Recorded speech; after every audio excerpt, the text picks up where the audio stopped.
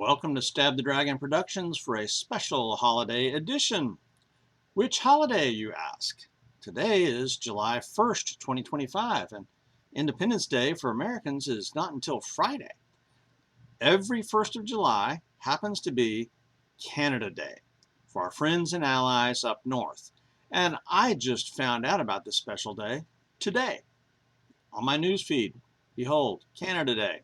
So we're going to do a special edition about Canada Day. It's the annual celebration of the anniversary of the beginning of the Canadian Confederation, dating back to 1867 with the passage of the British North America Act, which unified the then three separate colonies of United Canada, Nova Scotia, and New Brunswick. And this new dominion within the UK was called Canada. I have long had an interest in Canadian history. Back in 2012, 2015, those years, I read several books on the War of 1812.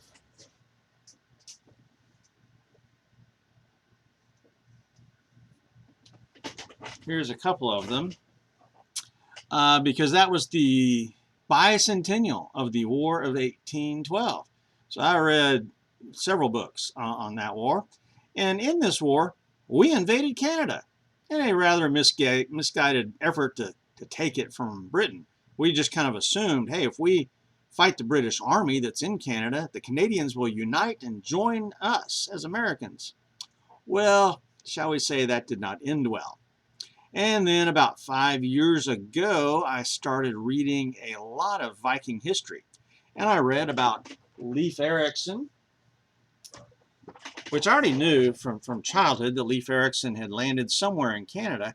But this book by Helga Ingstad and Anne Stein Ingstad, this book was phenomenal because this book took some of the Viking works from the Greenland stories and about Leif Ericson, and followed up with an archaeological expedition, and they went to Lands on Meadows in Newfoundland and found the site, excavated it in the early 60s, and finally proved beyond a doubt that the Viking presence in North America dates back to about the year 1000.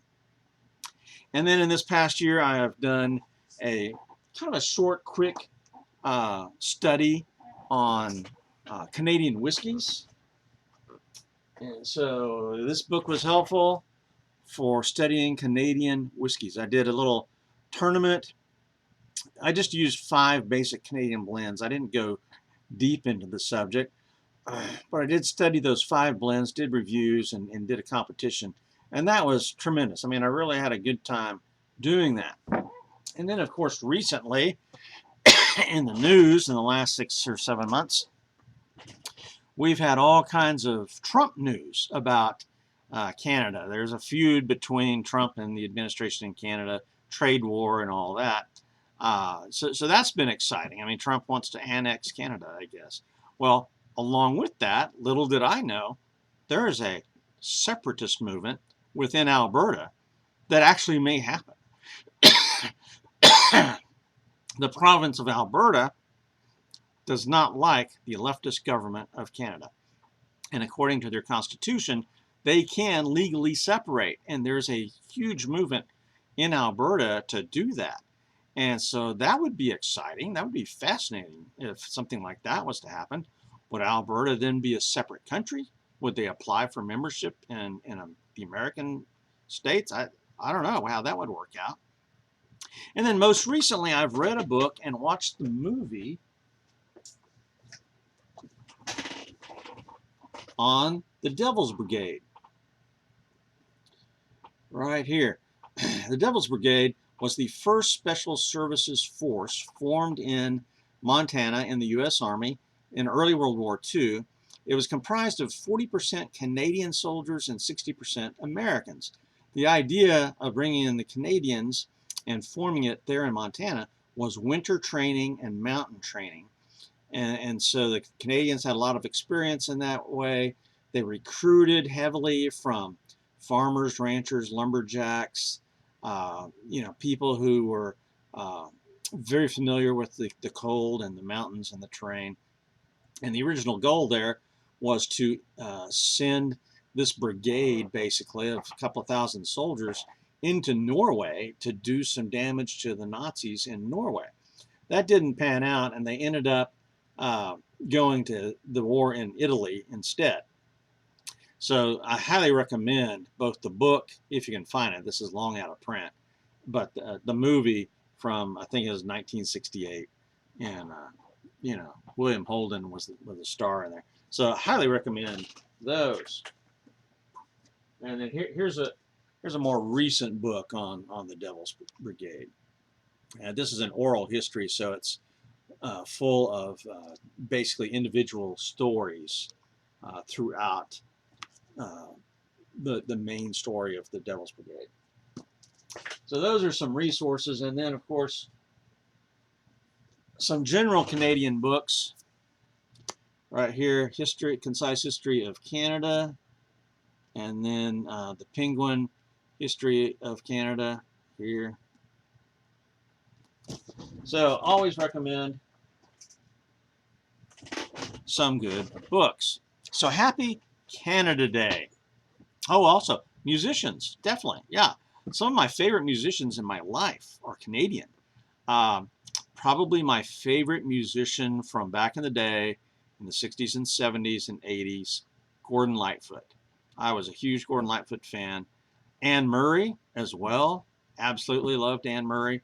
And then in more recent decades, the jazz singers, Diana Krall, she's a favorite, and Chantal Chamberlain, a French Canadian. And when she sings in French, oh my gosh, it's amazing. So there you go. Happy Canada Day.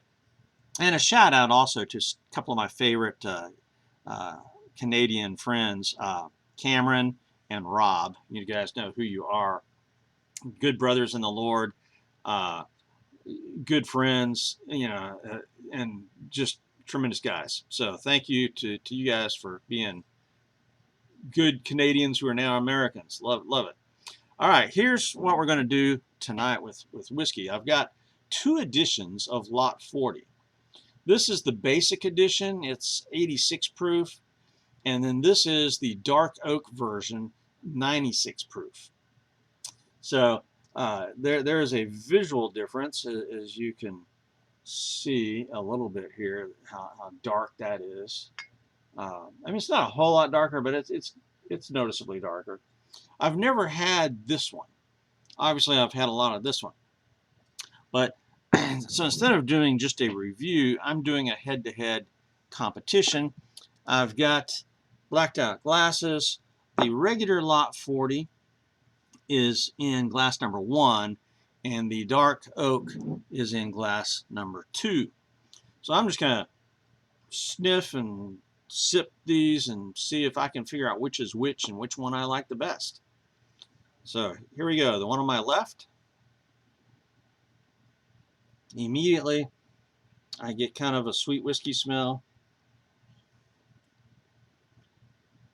These are both rye whiskeys.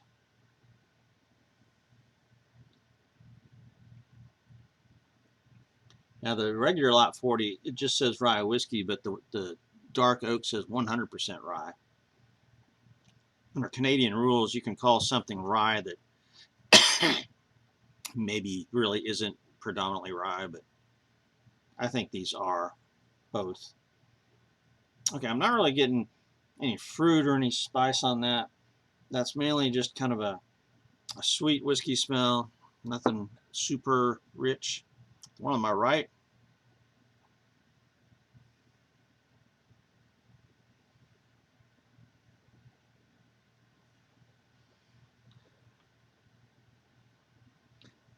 perhaps even less of a smell.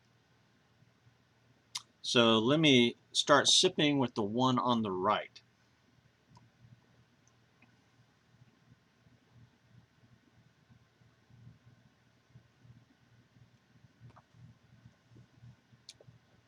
Immediately, the rye spice up front is nice and rich.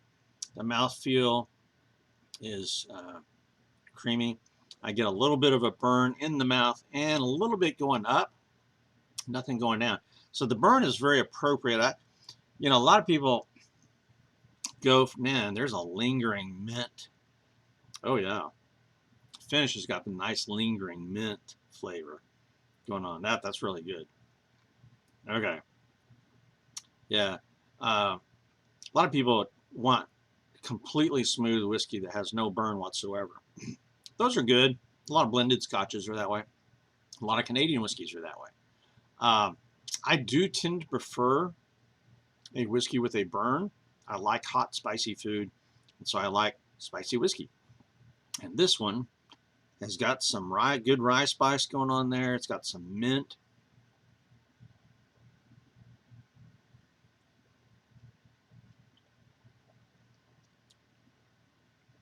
Some evergreen, like pine needles. An appropriate burn. I would not at this point hazard a guess about which was which, but whichever one this was, it's delicious. All right, let me rinse my mouth out real quick.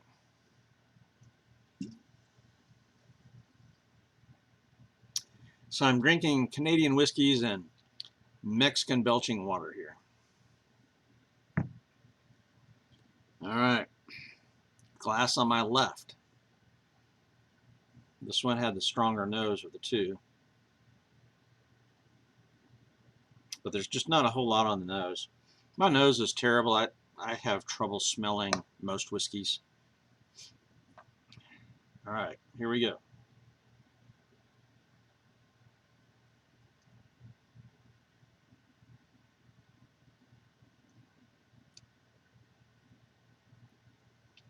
Again, the rye spice hits me immediately.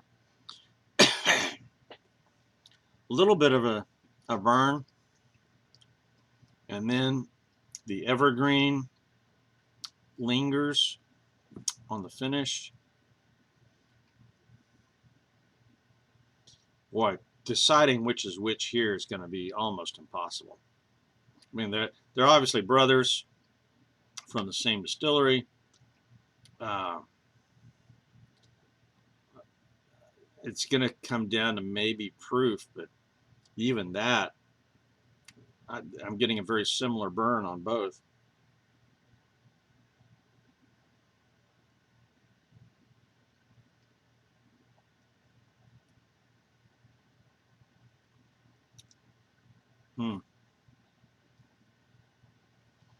This will be almost impossible to tell, but I can tell you right away that both of these are amazing rye whiskeys. Now, there's a $20 difference between this bottle and this one. Regular Lot 40 is in the low to mid 30s. This one is in the mid 50s. So that's here in Fort Worth, Texas, July of 2025. So is there going to be $20 difference between these? Right off the bat, I'm kind of doubting that. They're both very good, but I'm not sure I can tell the difference.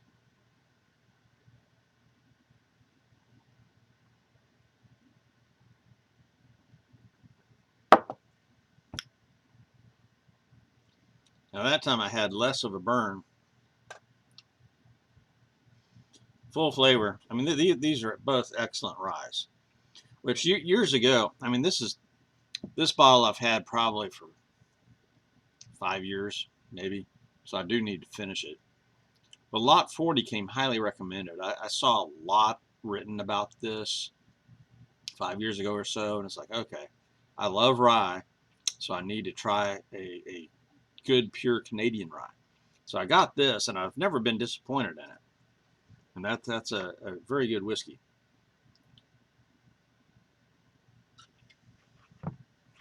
But then just recently, I've seen a lot of chatter in the whiskey community about this dark oak.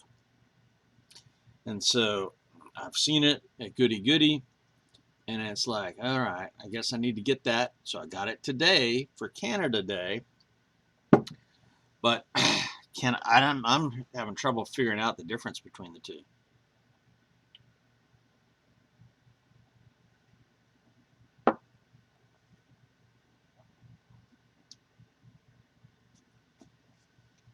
I'm not able to discern really which is which, and so I don't think there's $20 difference between the two as far as how it tastes. Now, with the proof difference, this one would stand up in a cocktail a lot better, because you're looking at, 48% ABV, so 96 proof. That's going to make a great cocktail, but it's also over 50 bucks. I tend to not want to make cocktails out of whiskeys that are more than about 40. That's just me. These are both tremendous, neat, but I don't think there's $20 difference between the two.